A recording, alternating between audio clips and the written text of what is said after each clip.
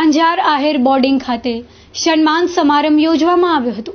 આ પ્રસંગે આગેવાનો હાજર રહ્યા હતા। કચ્છના સંસદીય સચિવ અને અંજાર વિભાગના ધારાસભ્ય વાસણભાઈ આહિરે ગૃહ રાજ્યમંત્રી તરીકે પ્રથમ વખત કચ્છ આવેલા હંસરાજ આહિરને આ મુલાકાત બદલ આનંદ વ્યક્ત કર્યો હતો।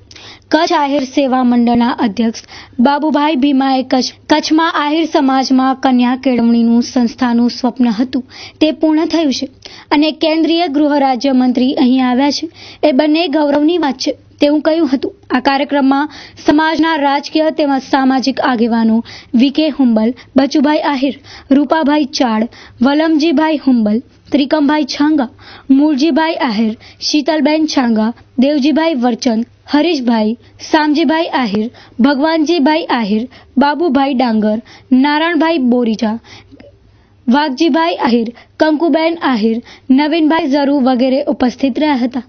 આજે કચ્છ આહિર મંડળ દ્વારા આયોજિત વિદ્યાર્થીઓનું સન્માન અને ભુજોડી કન્યા આહિર વિદ્યાલયના પ્રિન્સિપાલ જેઓ 3 વર્ષથી સેવા આપી રહ્યા હતા બેન શ્રી ડૉક્ટર ગીતાબેન રૂડાણીનો વિદાય સમારંભ।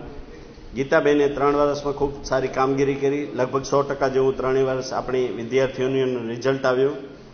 સાથે સાથે આજના દિવસે આપણા જોગ સંજોગે આપણા હંસરાજભાઈ આહિર સમાજનું ગૌરવ અને ભારતના ગૃહ રાજ્યમંત્રી પણ અહીં પધાર્યા છે, તો કચ્છમાં એમનું વિશેષ સન્માન કરવાનો મોકો જ્યારે કચ્છ આહિર સમાજને મળતો હોય તો આવો મોકો કચ્છ આહિર સમાજ ક્યારે ભૂલે નહીં।